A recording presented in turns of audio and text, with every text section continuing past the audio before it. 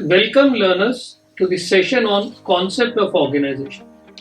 Till now we have learned about the following concepts in the previous lectures. First, we discussed about management concepts and functions. We've also discussed about entrepreneurship, concepts and functions, and various management issues in tourism. The learning objective of today's session are: at the end of the session, you will be able to describe an organization, you will be able to differentiate between various theories of organization, and also understand the classical, neoclassical, and modern view of organizations. Dear students, as all of you know that various management functions are: number one, planning, organizing, staffing, directing, and controlling. So it is important for us to understand that what is the need of an organization. Dear students, to pursue any objective of an organization, it recalls the combined effort of two or more individuals, and therefore an organization is formed whenever the task is too big for any one person to accomplish, or since the number of people working are many and therefore coordination is needed to make them work in one direction. Organization is a social unit which is formed to carry out a specific purpose. For example, dear students, let us take a case of a travel agency, or for example a restaurant, or in your college or school you might have created various clubs like Adventure Club, or even the non-governmental organizations are classic examples of organization. Now let us look at what is an organization. So dear students, an organization is a stable, formal, social structure that takes resources from the environment and processes these to produce outputs. And for this, organizations use information to produce output. But remember, they are not designed primarily to process information. Rather, information is used as an input for an output. There is another way to define organization, which is also known as the behavioral definition of organization. Dear students, according to this definition, organization is a collection of rights, privileges, obligations, and responsibilities that are very delicately balanced over a period of time. And in an organization there can always be conflict, and the conflict resolution takes place. As far as this definition is concerned, it highlights people within the organization, their way of working, and obviously the way they are related to each other. Now let us look at what are the various universal characteristics of organization. Number one, any organization should have clear vision of labor. Number two, there has to be a clear-cut hierarchy within an organization. The rules and procedures should be explicitly stated in order so that everybody working in the organization understands that how they are supposed to work. Also, there should be impartial judgment, and the technical qualifications for the position should be well specified. This will only result in maximum organizational efficiency. There are various theories of organization which we will be looking in this session. Number one, we would be trying to understand what is the classical organization theory, the neoclassical organization theory, and the modern organizational theory. So let us first look at what is the classical view of organization. Dear students, organizations are not a new phenomenon. They have been there since time immemorial. Just that with the introduction of commerce and the industrial revolution that took place in the early 20th century, organization as a concept in the business context became very popular. So what is an organization? Organization is basically viewed as the structure of relationships, power, objectives, roles and activities, communication, and all other factors that exist whenever persons work together. According to this view, organization is viewed as a machine, and the human beings working in the organization are viewed as the components of that machine. The efficiency of the organization can be increased by making human beings efficient. So as far as this view is concerned, the emphasis was always on specialization and the coordination of activities. The various theories in the classical view of organization include: number one, the theory of bureaucracy, which was given by Max Weber. The second important theory which we will be discussing is the scientific management theory, which was given by Frederick Winslow Taylor, and the administrative theory, which was given by Henry Fayol. All these theories were given before 1930, and you will appreciate that this was the early stage of Industrial Revolution, and therefore these theories hold relevance accordingly. So first, let us look at what are the various principles of bureaucracy. Number one, any bureaucratic setup would always have the hierarchies. So there is a hierarchical management structure. Number two, this theory believes in specialization, and therefore there is a tremendous division of labor. Number three, people are selected on the basis of the technical qualifications. So therefore there is a formal process to recruit people and to promote them. According to this theory, it believes in career orientation, and the managers are career professionals and they are not necessarily the owners of that particular organization. Further, this theory believes in formal written rules, and there are standardized operating procedures. For example, you see that how the various government organization works, how Indian Airlines or Indian Railways work. So these organizations believe in bureaucratic structure, and therefore the standardized procedures are well developed. Another important feature of this theory is impersonality, which basically means that individuals are working in the organization, but the rules and procedures are not person specific. So they are uniformly applied irrespective of who the person is working on that particular job or task. But we all know that bureaucracy has a lot of disadvantages. You might have heard about them. So let us see that what are the various disadvantages of bureaucracy. Number one, there is a slow decision making process as far as the bureaucracy is concerned. There is exploitation of power, because somebody at the senior position, at the top position, might exploit the power. And one of the biggest failures of bureaucratic setup is that it actually hinders innovation and creativity. And you all know that in today's modern world, where there is so much of competition, organizations are expected to innovate and creatively do their job. There is an excessive long chain of command, right? So for example, if the topmost person and the lowermost person in the organization, if there are 10 levels, so there is this long chain of command which can actually slow down the entire decision making process. Therefore, it results in inefficiency, and one of the popular words that is used is the red tapeism. Now let us look at the scientific management theory. Now this theory was proposed by Frederick Taylor when he published his book by the name The Principles of Scientific Management in 1911.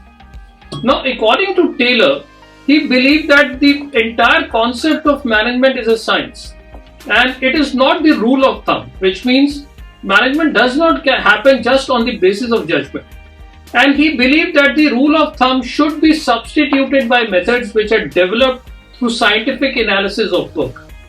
Number two, he believed that there has to be harmony and not the discord between management and the workers to transform their thinking. What he basically meant by this was that even the management should think of the well-being of the workers, and the workers should also think that they're not only coming to the organization to complete the task, but they're also responsible for the growth of the organization. Number three, this believed in cooperation and not individualism, which means there has to be mutual confidence between the management and the worker, and the sense of goodwill should prevail among both the managers as well as workers. And finally, number four, it believes in maximum output, which means it should not happen that there is only restricted output and the workers would only stay at one particular level. The idea of this theory was that the management should put their best effort to maximize the productivity of the organization. And this can only be done by the development of each man working in the organization. So therefore, this theory also said that if the organization really wants to grow, the people working in the organization should also grow, and therefore their skills and capacities and the capabilities should also be enhanced, and that is the responsibility of the management. Now, this approach gained a lot of credence just for the notion that organizational operations could be planned and controlled systematically by experts using scientific principles. The third theory, as part of the classical view, is the administrative theory. Now, this theory was given by Henry Fayol, who actually believed that more emphasis should be laid on organizational management, and the human and behavioral factors of management are very important as far as the administrative theory is concerned. The administrative theory is actually based on the concept of departmentalization, which basically means that different activities to be performed for achieving common purpose of the organization should be identified well in advance and classified into various groups and departments, right? So all of you know that in any organization today, there are various departments. For example, a travel agency could have a marketing department, it could have a reservation department, it could have an operation department. Now, what is the idea of this? The idea was that creating different departments and specializing people can always help to accomplish the task much more effectively. Now, when Henry Fayol proposed this theory, he also gave 14 principles. And for you, it's important to just note down what these principles are. Number one, he said that the work should be divided, which means there should be division of work. Second, most important principle which he gave was authority and responsibility, which basically meant that if you are giving responsibility to any person, he should also have certain authority to take decisions so that the organizational goals are achieved.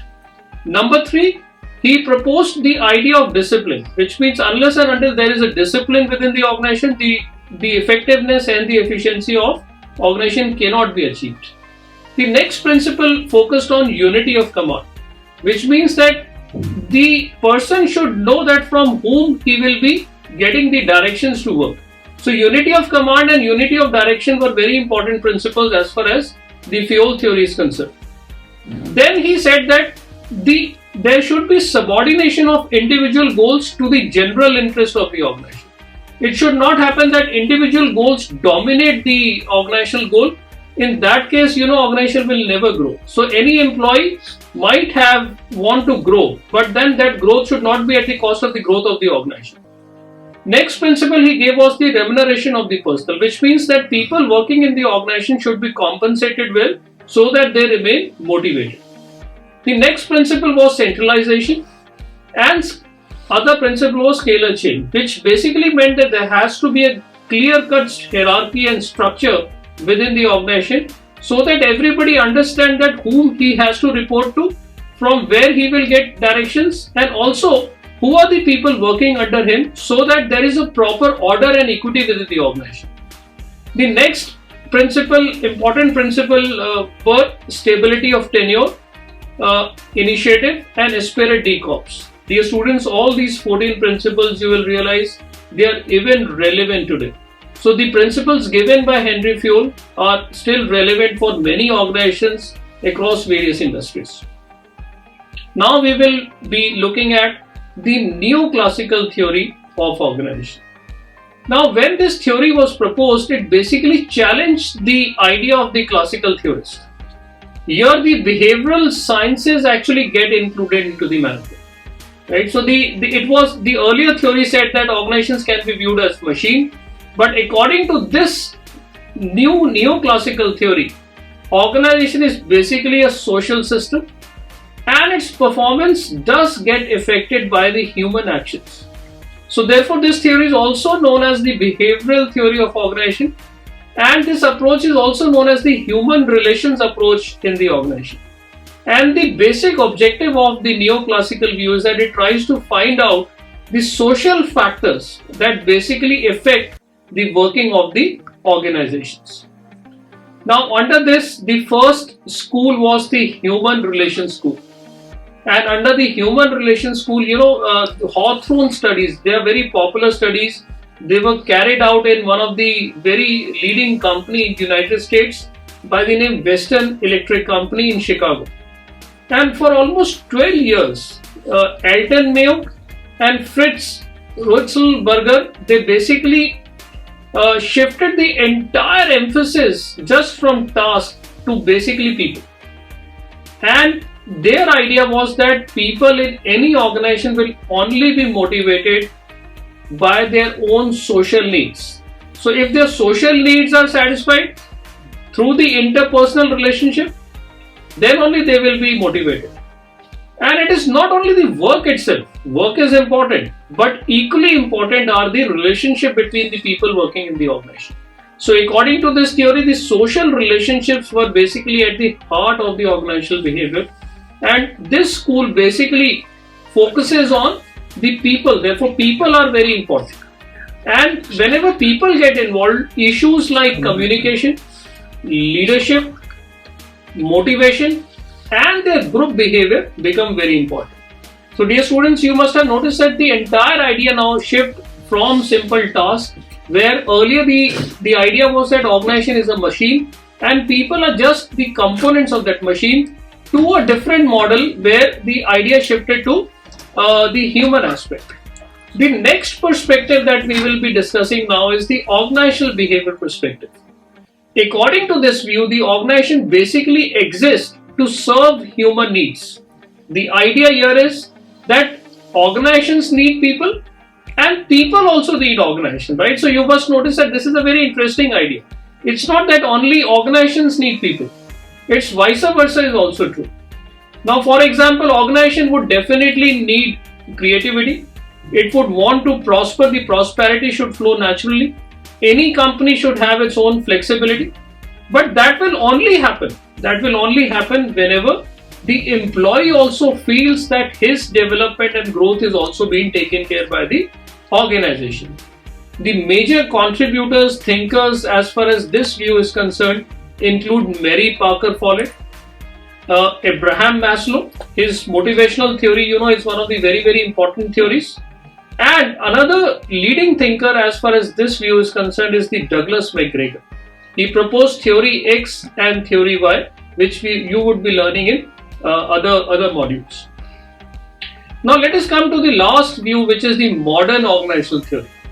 Now after the classical view and the neoclassical view, at the end of World War II, the entire world actually witnessed transformation as far as the business entity is concerned.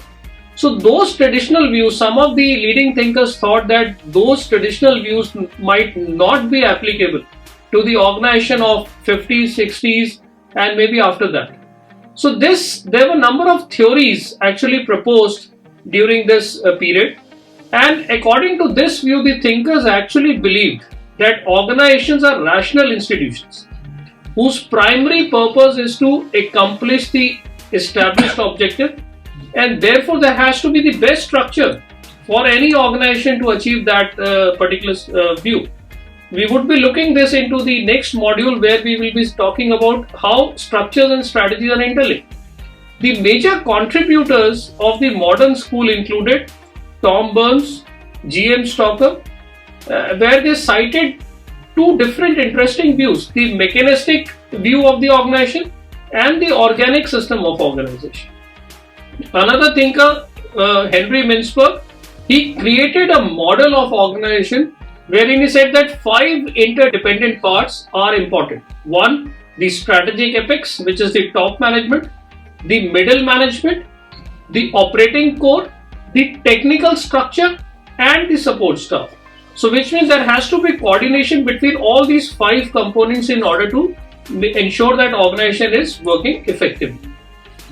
Next, we come on to the organizational economics theory. So this theory actually used the concepts and tools from the field of economics, right? So this was the era when the economies were also growing, and therefore number of economists were trying to actually examine how economies work. So number of management thinkers, what they did, they brought that idea into to understand the internal process and structures of the firm. The various central themes as far as this view included the transactional cost theory, the agency theory, and the price theory. Now we look at the power and politics organizational theory, which is also part of the modern view. According to this view, organizations are considered as complex systems of individuals, and whenever there are individuals and people involved, obviously there would be different coalitions that will exist, And each of these coalitions could have their own individual interests. Their beliefs could be different. Their values, their preference could be different.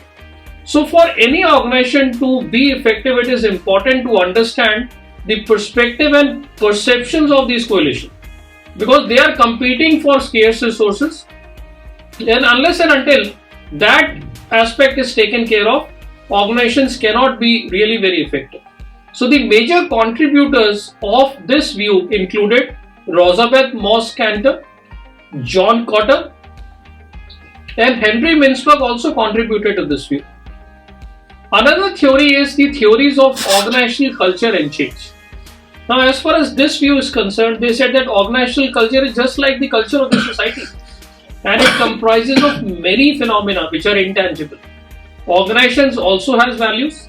There are beliefs, there are assumptions, perceptions, behavioral norms, artifacts, and patterns of that behavior.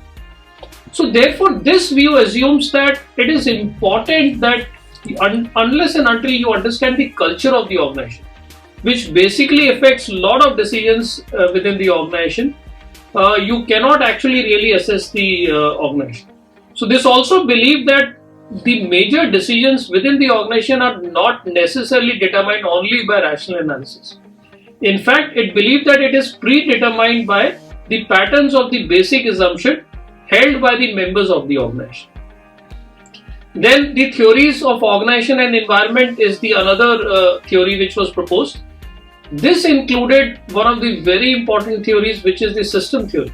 Now this believed that organization can either be viewed as an open system or it can be viewed as a closed system, which was proposed by Daniel Katz and Robert Carr. Now according to the system theory, it views organizations as a very complex set of dynamically intertwined and interconnected elements, including its inputs, processes, outputs, and feedback loops, and the environment in which it operates and with which it continually interacts. Right? So students, you will notice that in this case, it talks about input, process, output, and the feedback loops, which are very critical. Next, we come on to the institutional theory. Now, according to this, it views that organizations' life chances are significantly improved by an organization which demonstrated conformity to the norms and the social expectations of the institutional environment. Now, for example, a travel agency is working in a particular city. Now, there are certain expectations from the municipal corporation, there are certain expectations from the taxation department, there are certain expectations from the environmentalist. So, any organization which actually meets the expectations of all the stakeholders, that organization will only survive. Next, we come on to the resource dependence theory. Now, according to this theory, it stresses that organization exchange resources with the environment as a condition for survival. This theory actually believes that organization not only consumes resources but also contributes to the resources, and therefore there has to be a balance between the resources as well as the organization. So dear students, in this session, we have been discussing about various issues.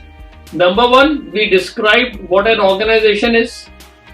We also discussed various theories of organization, which included the classical view, the neoclassical view, and the modern view.